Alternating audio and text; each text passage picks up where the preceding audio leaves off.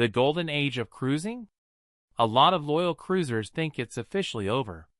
Because right now, people who used to cruise the same line every year, sometimes multiple times a year, are quietly, and not so quietly, walking away. And it's not just one thing. It's overcrowding so intense it feels like a floating city that ran out of space. It's included vacations turning into pay-as-you-go traps. It's loyalty perks that used to feel special now feeling watered down, delayed, or flat-out meaningless. And for some itineraries, even famous private destinations are disappearing, like Royal Caribbean suspending Labadee visits through the remainder of 2026. Yep, one of the headline stops some people booked for is suddenly gone. Royal Caribbean travel updates. So today, we're counting down the 6 cruise lines cruisers are ditching heading into 2026, based on patterns you can see across thousands of recent passenger complaints, review trends, and major policy shifts. We're going worst to best, so make sure you stick around, because at the end, I'll also give you 3 smarter alternatives cruisers are switching to for better value, calmer vibes, and fewer, surprise, charges. Let's get into it. Number 6, MSC Cruises, the too crowded, too chaotic complaint. MSC has exploded in popularity, especially among budget-focused travelers. And on paper, it makes sense. Newer ships, aggressive pricing, lots of promotions, especially for families. But here's why cruisers are walking away. The most repeated complaint you'll see is some version of, "The ship is beautiful, but the experience is chaos." People describe packed buffets, long lines, limited seating near pools, and a vibe that can feel more like a crowded mall food court than a vacation. On review sites, you'll find guests calling out that there aren't enough chairs and that public areas feel overloaded at peak times. Cruise critic MSC Seascape review example. Then comes food and service. MSC has fans, no question, but the mediocre food and inconsistent service. Criticism shows up constantly in discussions, especially from travelers comparing them to other mass-market lines. Cruise Critic Board's discussion, MSC ratings. And when you combine packed ship plus average food plus service that feels stretched thin, you get the number 1 deal breaker in cruising. I paid less, but I didn't relax. MSC can be a great value if you know exactly what you're booking. But for cruisers wanting smooth service, calmer spaces, and consistent dining, a lot of them are tapping out. Number 5. Norwegian Cruise Line, NCL, Freestyle, or Reservation Nightmare. NCL built its modern identity on freestyle cruising, less formality, more flexibility. But in 2026, many loyal NCL cruisers say it's starting to feel like the opposite. Plan everything early, reserve everything, and if you miss the window, good luck. And then, there's a policy change that genuinely lit up cruise communities. Starting March 1, 2026, NCL confirmed that shipboard beverage packages will no longer apply on Great Stirrup Cay, their private island. They'll still offer complimentary drinks like water and iced tea, but alcohol from your drink package? Not included anymore. Cruise Critic News. Instead, passengers will be able to buy a separate beverage package specifically for Great Stirrup Cay, with purchase starting January 1, 2026. Cruise Critic News. Seatrade Cruise also reported this, decoupling. Clearly, Great Stirrup Cay drinks will no longer be included in the shipboard beverage package beginning March 1, 2026. Separate package details to come. Seatrade Cruise. Now, is that the end of the world? Not by itself. But when cruisers already feel nickel-and-dimed, this kind of change becomes symbolic. It feels like the cruise line is constantly finding new places to charge you again, especially in a destination that many guests mentally treat as part of the ship experience. So the reason cruisers are leaving NCL isn't just one policy, it's the pattern. Freestyle is starting to feel like freestyle if you booked everything months ago and paid extra. Number 4. Princess Cruises, premium price, not so premium feel. Princess has long been positioned as that calm, classic, we do things the elegant way cruise line. But lately, a growing number of cruisers are saying the premium feel is slipping, while the pricing stays premium. You'll see recurring complaints about smaller menus, fewer included options, and more a la carte creep, especially when people compare what they remember pre-2020 to what they're getting now. And while some of this is industry-wide, the problem for Princess is expectation. People book Princess expecting a step above mass market. So when loyal guests feel like they're paying more, but receiving less, they start looking elsewhere. Even in general, cruising in 2026. Commentary from experienced cruisers, Princess is commonly used as an example of the broader trend. Quality down, pricing up, more little charges appearing in places that used to feel simpler. Ben and David. Cruising in 2026. Death by 1,000 cuts.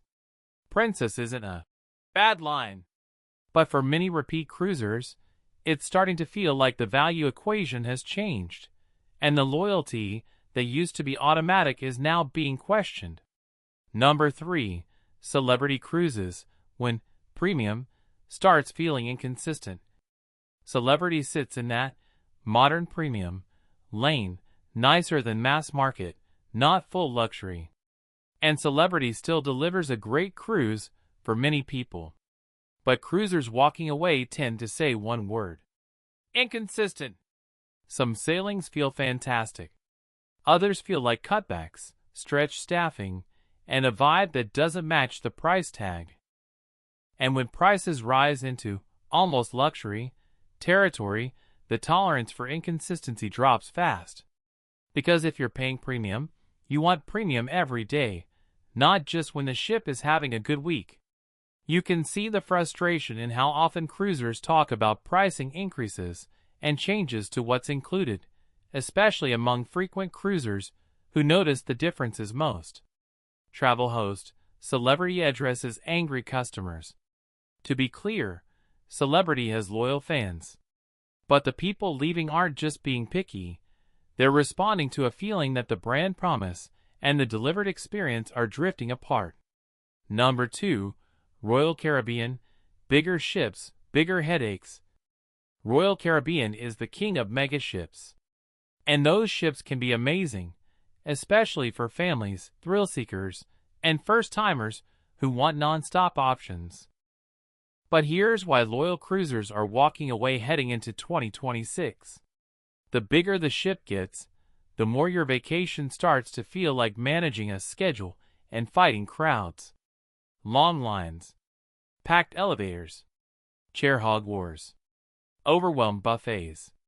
You're not just cruising, you're navigating. And then there's the big itinerary issue. Royal Caribbean's official travel updates state they have suspended all visits to Labadee for the remainder of 2026, citing ongoing monitoring and guest safety priorities. Royal Caribbean travel updates. Royal Caribbean blog also reported the pause extension through December 2026, noting that no Royal Caribbean ship has visited Labadee as a scheduled stop since April 2025. Royal Caribbean blog. Now, obviously, safety comes first. That's not the argument. The reason it hits loyalty is because cruisers feel like, I booked the dream itinerary, and then the signature private stop disappears. And once trust gets shaky, people start questioning everything else, especially when prices keep climbing and upsells are everywhere. Royal Caribbean still offers an incredible product for the right person. But if you're crowd-sensitive, relaxation-focused, or tired of constant upselling, it's becoming one of the most common I'm done lines. Number 1. Carnival Cruise Line, Loyalty Shock Plus. Spend more to matter. Carnival has always been the go-to for fun, affordability, and easy cruising. But in terms of repeat cruisers walking away, Carnival is getting hit from a loyalty angle that cuts deep, because it affects the people who built their identity around being loyal Carnival guests. Carnival is replacing the VIP Club with Carnival Rewards, and the key change is this. Status will be based primarily on spending, not just nights sailed. Travel Weekly reported Carnival Rewards launches June 1, 2026, and guests will compile points based on what they spend on cruise fare and onboard purchases. Travel Weekly. Carnival also explained why they're doing it. From 2021 to 2024, the number of Platinum and Diamond guests doubled and tripled, making priority benefits hard to deliver at scale, so they believe change is necessary to make elite status feel meaningful again.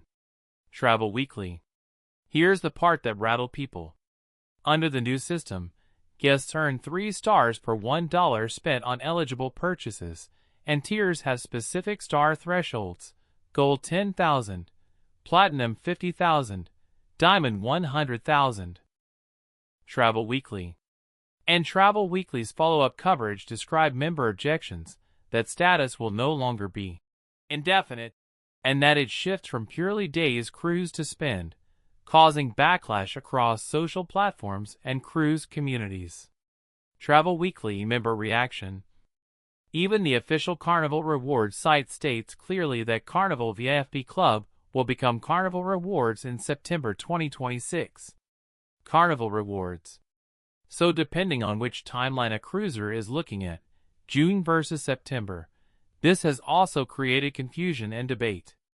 But either way, the core emotional reaction is the same. If I don't keep spending big, I don't stay special. For a cruise line built on affordability and repeat cruising, that's a loyalty earthquake. And once you mix that with the existing complaints of nickel-and-diming, Wi-Fi, drinks, specialty dining, add-ons, some longtime loyalists are deciding, I'll take my money somewhere that rewards me for showing up, not just for spending more. Why this is happening? Across the industry, cruisers are responding to one big theme: pay more, get less, and manage bigger crowds. You can see it in loyalty overhauls, private destination policy changes, itinerary disruptions, and the steady expansion of upcharges. For example, NCL removing beverage package applicability on Great Stirrup Cay starting March 1, 2026 is a clear illustration of how included perks can be redefined. Cruise Critic News.